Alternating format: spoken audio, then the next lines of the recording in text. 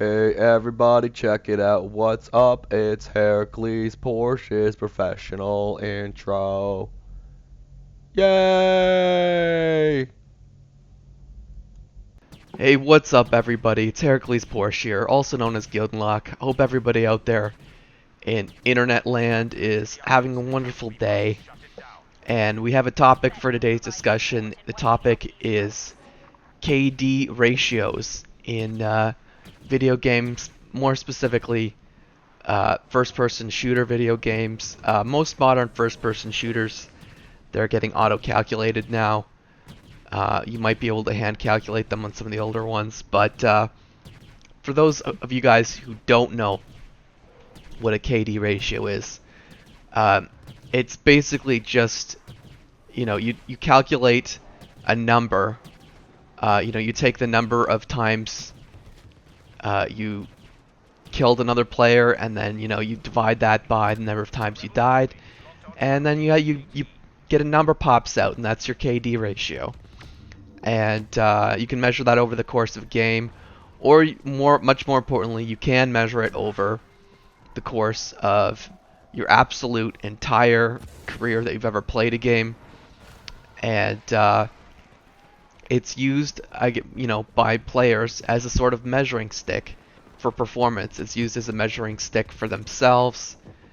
It's used to measure other players, to sort of talk about where those numbers put different players. I guess the ideal thing would be to have any number over 1, because any number over 1 means you're killing more than you're dying, and that's what everybody wants, right? Anyway, of course, there's a number of points about KDs that are debatable that I'm going to try to get into. I have a lot of time to talk about them all. But yeah, I mean, maybe theoretically you'd still doing all right if you're a little under 1, because every once in a while there's just going to be that random death, especially in games like this where the AI AT-AT might just blast you or something.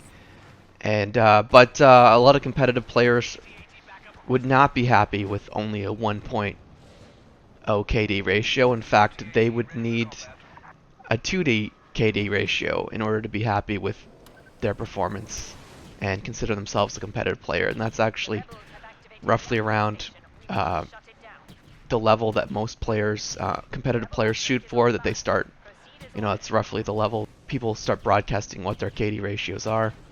The thing about KD ratios is, anytime you bring them up and talk about them as a way to measure what a player is worth on the battlefield, there's usually a lot of very intense debate around it.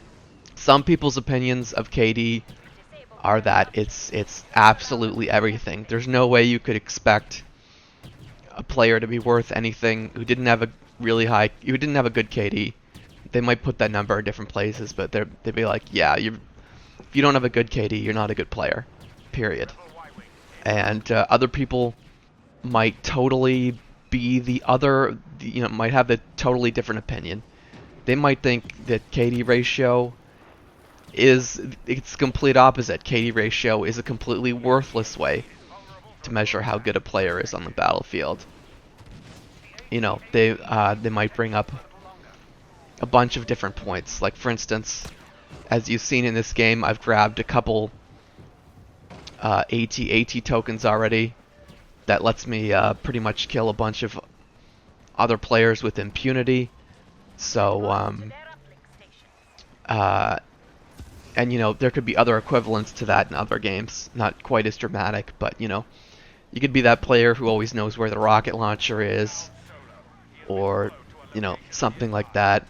One of the biggest arguments against why KD might be a good measure of player skill is that it's a paddable stat. It's like you said, I'm showing you a game that was very good for my KD ratio, but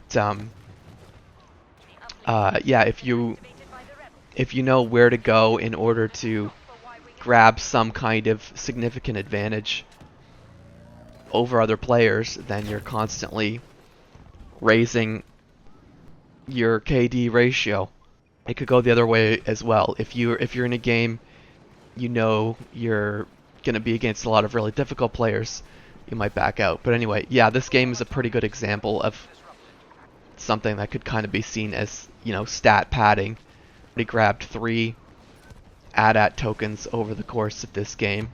And, I don't feel bad doing it because, honestly, I think I'm probably going to use AT-AT token better than the vast majority of players would. So, and, I am trying to, I have other things. I am trying to help my team win, bottom line.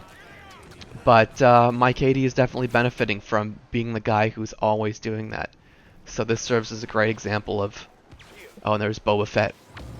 But, yeah, this game serves as a pretty perfect example of, what would be seen as stat padding. Another thing is objective-based modes. There could be a certain play style or certain kind of player who might sacrifice their KD for the greater good, for the chance to help their team win. Obviously, most of these FPS are team-based games. It's not everything is not all FPS. In fact, there's absolutely no free-for-all whatsoever in this game, Battlefront. But not all FPS is just free-for-all. There could be a lot of team objective-based modes where playing the objective could cost you your KD if you played close to the objective or you pursued the objective in some way, shape, or form. So, for instance, in this game mode, the objective is to go near to those uplinks, and then on my particular side, keep them from being activated. Obviously, as you can tell, I didn't do that this game. Now, if you look through all my videos, you'll see that I do have quite a few games where I do play like that kind of player, and I do focus on pretty exclusively on objectives. And for instance, in a game like Capture the Flag or Cargo, as it's called in this game, the guy running the flag would be the guy who would be playing the objective, and I'm definitely the kind of player who, when I run the flag, I can get kills. I can keep my focus on it, but you are putting yourself at more risk because you're putting a giant indicator over your head. And there could be various other examples of playing the objectives, because there's so many different objective-based games, or like there's a couple others that are similar. There's Drop Zone. There's the Droid Run. Where you're running up and you're hitting a button, and while you're hitting the button, you're putting yourself at risk. And there could be other video games where you have to do something like defuse a bomb or something like that. Anyway, there's a lot of objective stuff to do in a lot of team-based first-person shooters that you're putting yourself in danger with no opportunity to kill. Playing a medic type character is also basically the same kind of effect. Engineers, logistics, etc. I know that might be confusing some people because they had different roles in the old Battlefront games, not the new ones. But anyway, yeah, I just wanted to talk about different FPSs. There could be various other arguments why, the KD ratio is not worth that much. It could just be like, you the game might not have a good balancing system, so you might always have a lot of, like this game, you might always have a lot of really easy players to go against. More stat padding, risk-averse playstyles. But yeah, anyway, people who don't care about their KDs probably have healthier brains. And there's people who think the opposite, who think, in spite of all that stuff, you should be getting a good KD every game. You should be able to play the objective and still, or do whatever you're doing, and you should still be able to kill, twice as often as you're dying in whatever given game. So yes, basically, opinions vary from person to person. Like I said, some people think the KD ratio is a perfect measure of how much a player is worth. Other people think it's totally worthless, and my opinion is it's somewhere in the middle. I think you could definitely look at someone's KD ratio, and I think it would give you a hint. Basically, I think I don't think it is a perfect indicator of how much a player's worth. I think there probably are no perfect indicators of how much a player's worth, but I think I think it's kind of a hint. So, like I say, I definitely don't think it's worth everything. Um, uh, I guess, but I don't know if there is a good system. Um, but uh, the KD ratio works, I guess, because it's handy. Because, like I said, most games track it very easily. It's an easy number to get a hold of. It's kind of a consistent measuring stick across a bunch of different games, and so for people wanting to measure greatness, there's a certain convenience to it, I think, which is why it sort of kind of is the predominant way that players choose to try to measure themselves and each other. I think other ways to measure player greatness would be different from game to game. Like, for instance, every game has a different scoring system. Like in another game I play called Dust 514, there's these things called war points. In this game, there's just a score, and you could measure that score compared to your deaths, or you could just measure what your typical score is in every game. For instance, I average about 6,492 score for all of my Battlefront games, but I can't really use that as a measuring stick for myself because I don't know what the average is. But anyway, regardless of what numbers you can track and what math tricks you try to do, I don't think there is any perfect numbering system that tells you everything about what a player is worth. I think you have to look at, what effect they have on winning the game. And win-loss ratio is much easier to calculate. That I know mine's a little above average. I think it's in the 60s or whatever. But then, that's a little more luck-based too. Like if you're a good player consistently on bad teams, your win-loss ratio might not reflect, what you're worth on the battlefield. So again, there is no perfect numbering system out there. I don't think there ever will be one. But anyway, for people who are looking at their KD ratio, and do think it's worth something, they basically do one of two things with it.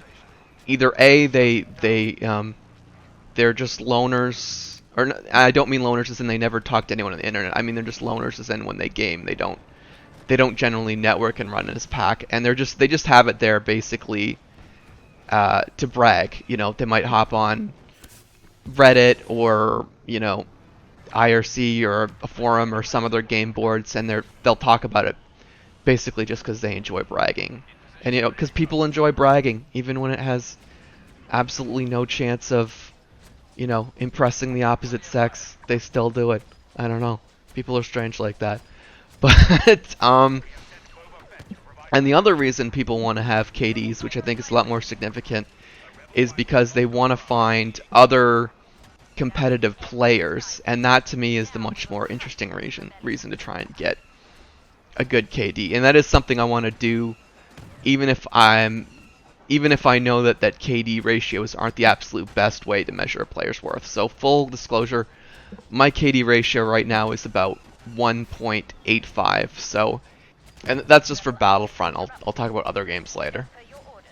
It does put me where those players who value KD would probably see me as a well above average player, but at the same time, like I said earlier, the brag-worthy stat is usually about a 2.0 KD ratio, and that's normally where I would want to get it if I wanted to start, boasting or advertising to the really competitive players and trying to group up with them. And those players who do play like that, grouping up, do perform well, not necessarily because the KD ratio is everything, but because they have at least some crude system to organize and find other competitive players and, get together with them. Because anytime you do any kind of organizing, your team is going to do better than the players who are doing no organizing at all. So I am gonna keep trying to get my KD ratio up.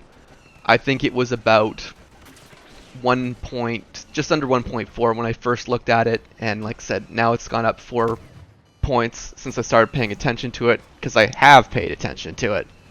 Which is quite an improvement, but that's taken me a long time to get it up since I didn't really care about it when I started. But yeah, I'm sure I can get it to the 2 if I keep padding it and doing cheap little stuff like I did in this video. But it's not the most important thing in the world to me. If I really wanted to race it, I'd never play Heroes vs. Villains again, because my playstyle in that game is just way too sacrificial to get my KD up where I want it. You know, like for instance, I would be, in one of the grunts, I would be running up, sneaking up behind the heroes, dealing maybe half the hero's damage and health, but ultimately you're gonna die anyway. And I'd be performing better than most players, but ending up in that role would be costing me KD. Anyway, it does look like I've run out of time on this video. I should really make a video about, competitive mentalities versus casual mentalities. I know the casual players probably have healthier heads than the competitive ones, but, I am a competitor. So that's why it's somewhere in my mental sphere, the KD. But like I said, I don't consider it everything. Definitely not. I hope you guys found this interesting, informative. Welcome all your feedback, guys. Until next time, I'll see you Starside.